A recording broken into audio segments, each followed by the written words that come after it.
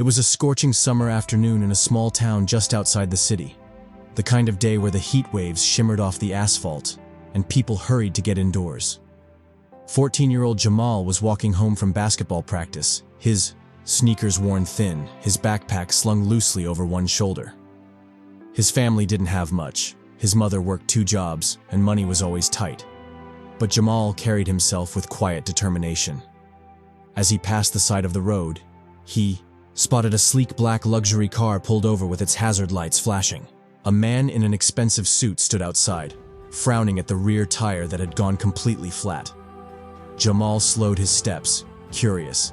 The car was unlike anything he had ever seen up close, polished and gleaming even under the dust.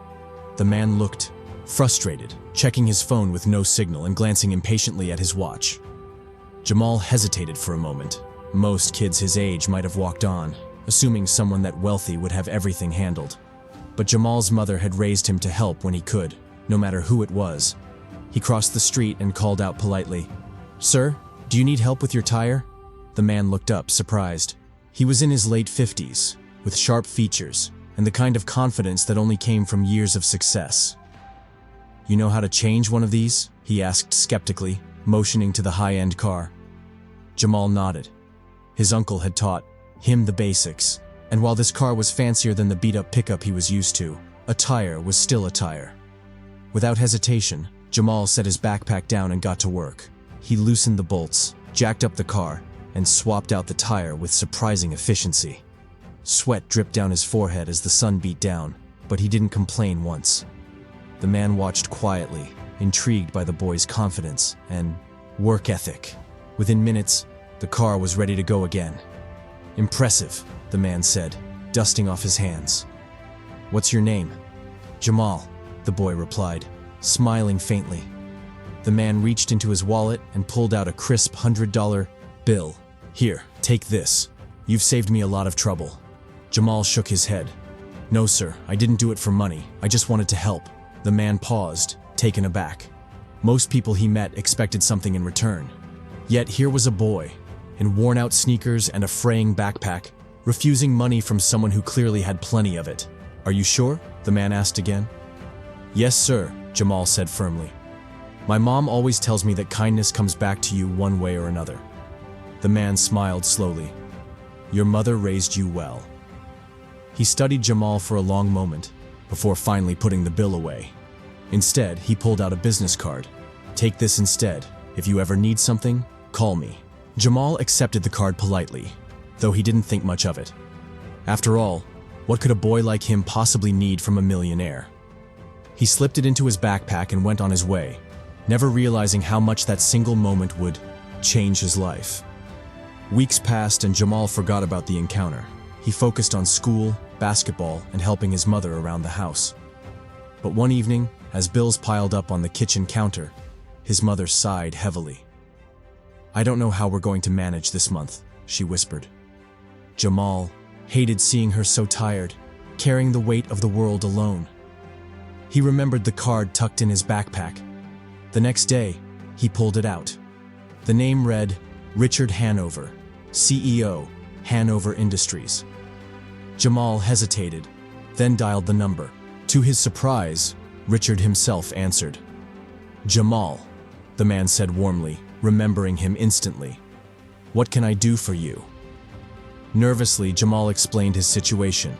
He wasn't asking for money. He just wondered if there were any part-time jobs at Hanover Industries where he could help after school. Richard listened carefully, impressed by the boy's humility. "Meet me at my office tomorrow," he said.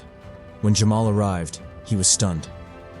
The skyscraper loomed high above the city, its glass windows gleaming in the sunlight.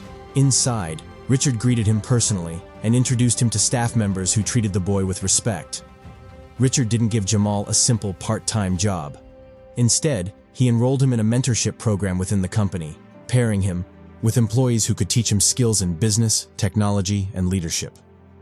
Jamal soaked it all in. After school, while his friends played video games, he sat in conference rooms listening to managers explain how decisions were made. He asked questions, took notes, and learned quickly. Richard kept a close eye on him, impressed by his determination. Months turned into years. Jamal's small act of kindness had opened a door he never imagined possible. Through Hanover's guidance, he earned scholarships, internships, and opportunities that would have been unreachable otherwise. His mother no longer had to work two jobs, thanks to Richard quietly helping with financial support. One day, years later, Jamal stood in front of a large audience at Hanover Industries. He was no longer the boy with worn-out sneakers, but a young man in a crisp suit, delivering a presentation as part of his internship.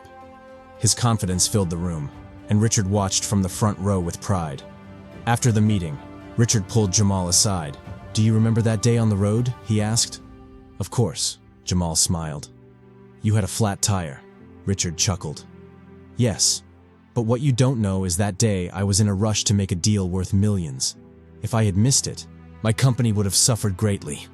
Your help saved me more than you'll ever know. And the fact that you refused money that day told me exactly what kind of person you are." Jamal listened, humbled.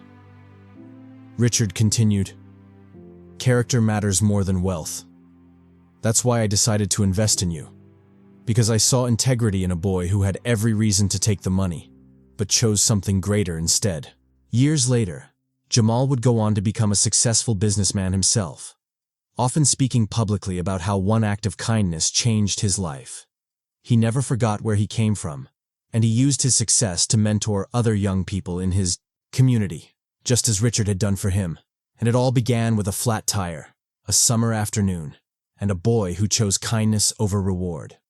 Moral of the story: acts of kindness, no matter how small, can change the course of a life. You never know when helping someone may open a door to opportunities beyond your imagination.